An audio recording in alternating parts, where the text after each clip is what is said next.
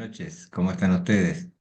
Y gracias por la invitación también. Nos sentimos honrados como iglesia de que, bueno, podamos tener esta oportunidad de compartir con ustedes en este momento. Gracias.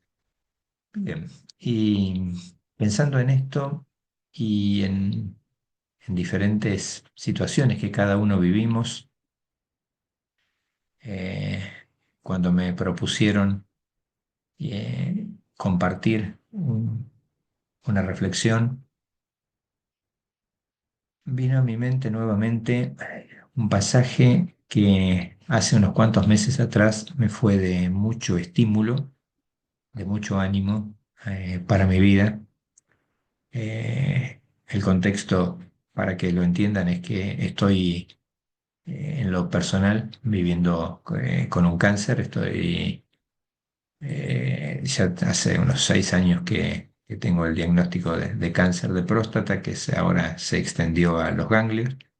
Y desde el principio supe que Dios había puesto esta experiencia, porque no entiendo que sea otra cosa, no es más que una experiencia y una bendición en mi vida, con un sentido, con un propósito,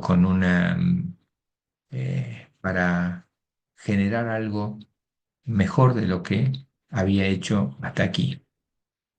Pero hubo un momento el año pasado que eh, los, los pronósticos eran bastante desalentadores y las posibilidades que se abrían delante eran casi nulas como para pensar en recuperación y en un tratamiento que dé una salida.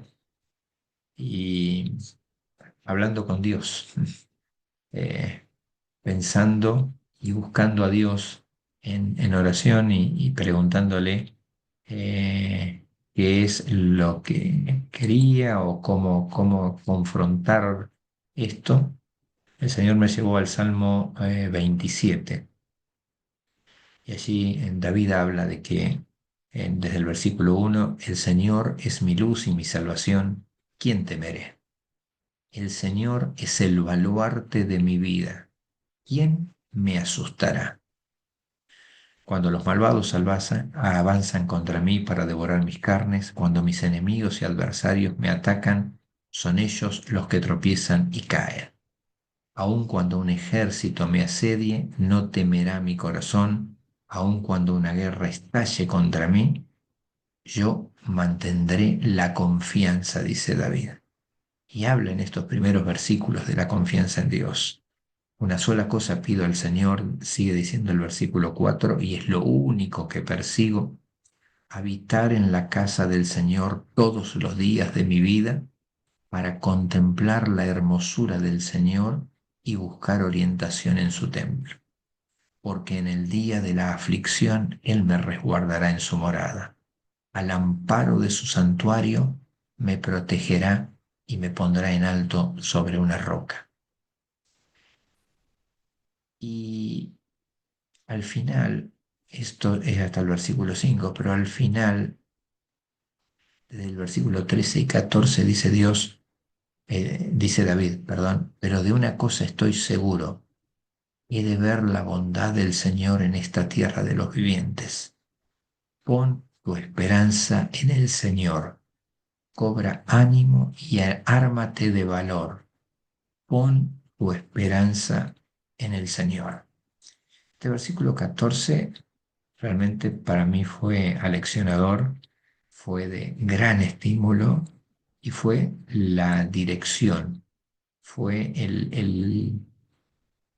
eh, la guía que Dios puso como para decirme: no claudiques, no desmayes, no te inquietes, necesito que actúes con ánimo, con valor, con esperanza en mí, que yo tomo control de todas las circunstancias de tu vida y de la iglesia.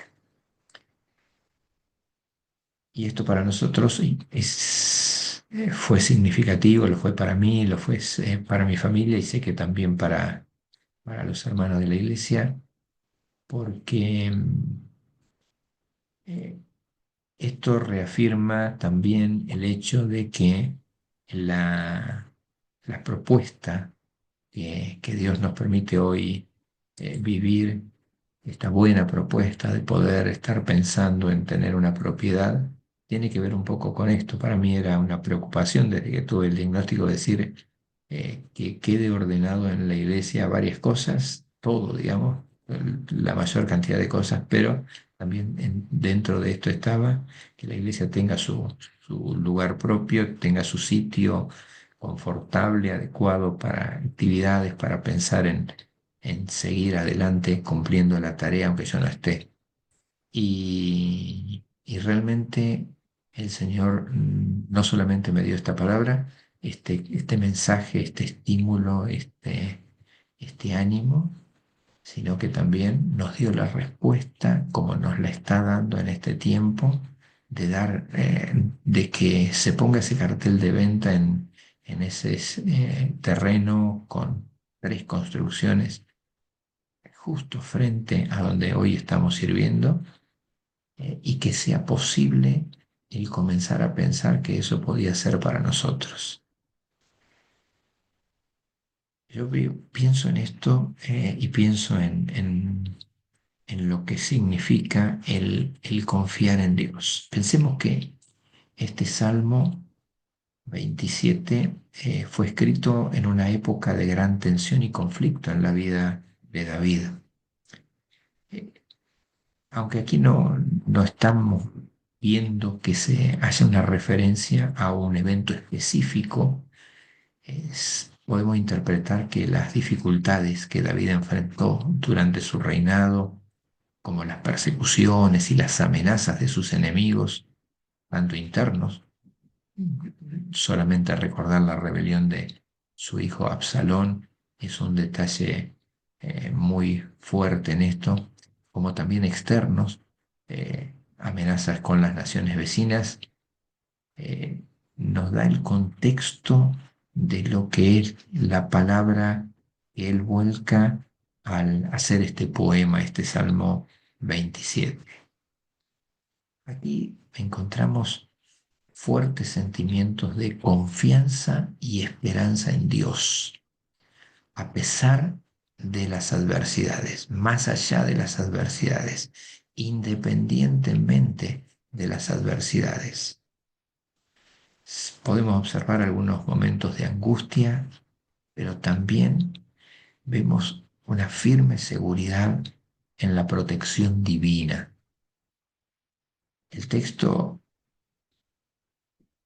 puede haber sido quizás escrito cuando él huía de Saúl, o quizás durante alguna de las guerras o rebeliones de su reinado, pero en todo este salmo se resalta la fe inquebrantable en la fidelidad de Dios, aquel Dios que para David es el que le ofrece refugio, le ofrece guía, le ofrece salvación en tiempos de angustia.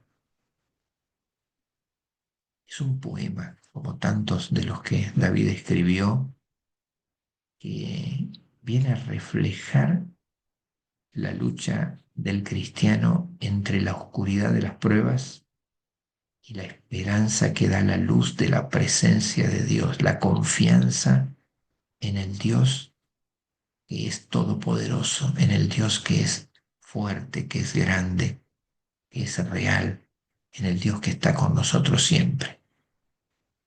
Este versículo 14 que les citaba en particular, haciendo énfasis en él, eh, resalta justamente como una promesa poderosa en momentos de dificultad puede hacer el cambio en la manera en que nosotros confrontamos, enfrentamos y, y vivimos la experiencia de lo que para el mundo y los que no tienen a Dios puede ser un sufrimiento que nos quebrante y que nos quite las fuerzas para vivir, pero que en Dios nos da fuerzas, porque es Dios el que nos anima y que nos dice, aliéntese tu corazón, espera, espera en Jehová. Esta invitación de Dios a esperar con fe, a ser fuertes y a mantener el corazón firme, aun cuando las circunstancias parezcan insuperables, debe ser la fuerza que nos anime a andar como hijos de Dios. Y en nuestro caso, caso de ancianos, de colaboradores, creo que es más necesario que lo tengamos presente porque es lo que tenemos que transmitir, tanto con quienes nos encontramos buscando no solamente una palabra de aliento, sino un ejemplo de aliento. No solamente que nos escuchen decir que Dios es bueno y que creemos en Él en todo momento, sino en que vean que creemos en Él en todo momento. Cuando yo tuve el primer diagnóstico, hace unos 6 años atrás o 5, eh, mi esposa me dice: ¿qué vas a hacer con esto ahora? ¿Cómo lo vas a compartir? ¿Qué vas a ¿Cómo lo vas a transmitir? Le digo, voy a hacer que todos lo conozcan, que todos sepan de que estoy pasando por esto, pero que esto vino y desde el instante mismo de la experiencia entendí que tenía que ser para la gloria de Dios y lo voy a vivir en la confianza de que Dios ha permitido esto para que su nombre sea honrado y glorificado. Así que cuando la prueba, la dificultad, la lucha, el dolor, la incertidumbre son grandes, encontramos la fuerza en la presencia y la promesa de Dios. Y esperar en Jehová significa justamente confiar que Él tiene control sobre todas las cosas y que sus propósitos son siempre justos y buenos, aunque a veces no lo entendamos al principio, pero que Él tiene un plan y está por encima de nuestros planes. Y yo he aprendido hace muchos años a través de algunas lecciones de un curso que estaba haciendo de mi experiencia con Dios, que dicen que no tenemos que pedir a Dios que bendiga nuestros planes, sino nosotros unirnos a los planes y al trabajo que Dios hace y para lo cual nos invita a ser parte, nos da el privilegio de ser colaboradores en su tarea, en su obra. Y el Señor nos anima y nos fortalece. Y estas palabras de fuérzate y aliéntese tu corazón, pero tienen que venir a animar y a alentar el corazón de todos nosotros, de los que hoy están presentes, de los que van a escuchar esta reflexión, estos pensamientos, porque esa promesa nos está mostrando que Dios nos dará el coraje para enfrentar nuestras batallas, que no estamos solos y que aunque el cuerpo pueda estar débil o el ánimo decaído o las circunstancias de la falta de trabajo, de los problemas familiares, de las luchas que tengamos de diferente tipo, nos asedien, el Señor fortalece nuestro corazón para no perder la esperanza. Recordamos el texto de Isaías 40:31.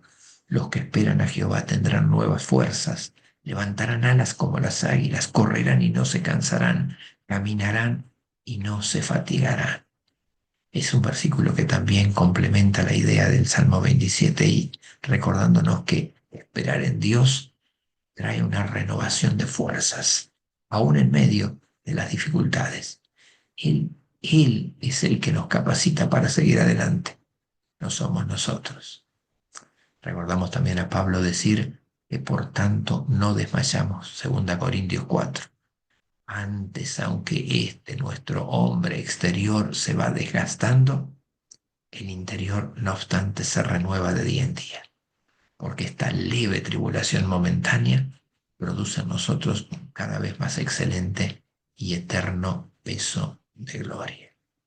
También hablándonos de que, como las dificultades presentes que nos puedan atravesar no se comparan con la gloria que nos espera. Y sí tenemos que animarnos. A lo largo de la palabra hay tantos ejemplos poderosos de hombres de Dios que supieron encontrar en el Señor su fuerza, su confianza.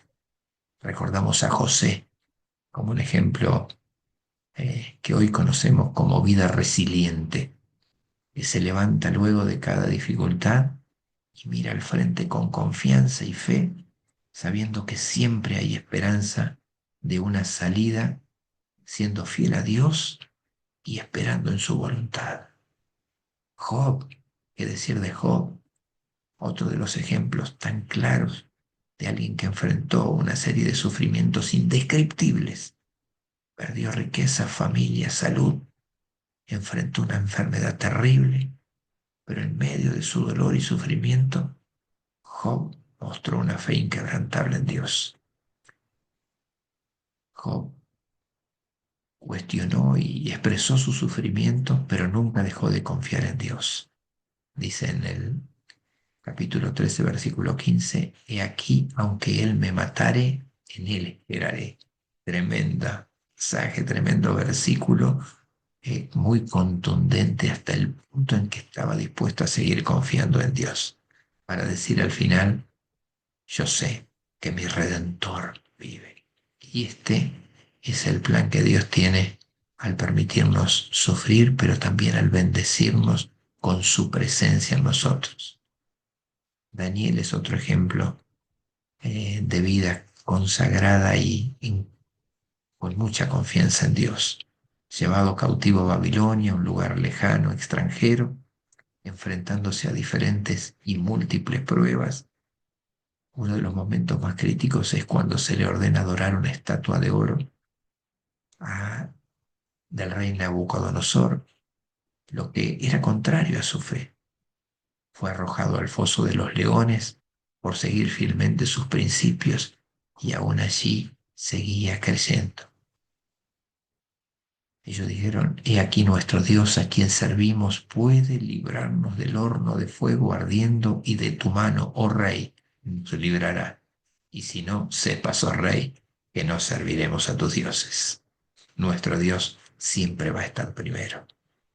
Esta firme confianza en que Dios los protegía sin importar el resultado es un claro ejemplo de esperar y confiar en Él. Lo tenemos a Pablo también, diciendo que estamos atribulados en todo, mas no angustiados, en apuro, mas no desesperados, perseguidos, mas no desamparados, derribados, pero no destruidos. Pero también con las palabras tan alentadoras y que tantas veces hemos usado, todo lo puedo en Cristo que me fortalece. La Galería de la Fe de Hebreos 11 es una clara exposición de lo que significa confiar, depositar nuestra vida en las manos de Dios y esperar en Él silenciosamente, que Él se encarga de todas nuestras circunstancias. Así que, hermanos consiervos, alentémonos unos a otros, sabiendo que tenemos un Dios fiel, un Dios poderoso, un Dios que está en control de nuestras circunstancias. Nosotros solo somos herramientas en sus manos y tener esta fuerza que nos da la comunión, en este caso de hombres de Dios, que podemos orar juntos y que podemos orar unos por otros y apoyarnos unos por otros, es un gran regalo de Dios. Es un oasis para seguir adelante. Así que bueno, gracias por darnos esta oportunidad, por permitirnos compartir este tiempo y por bendecirnos también con el acompañamiento que nos hacen en este momento. el Señor nos bendiga a cada uno.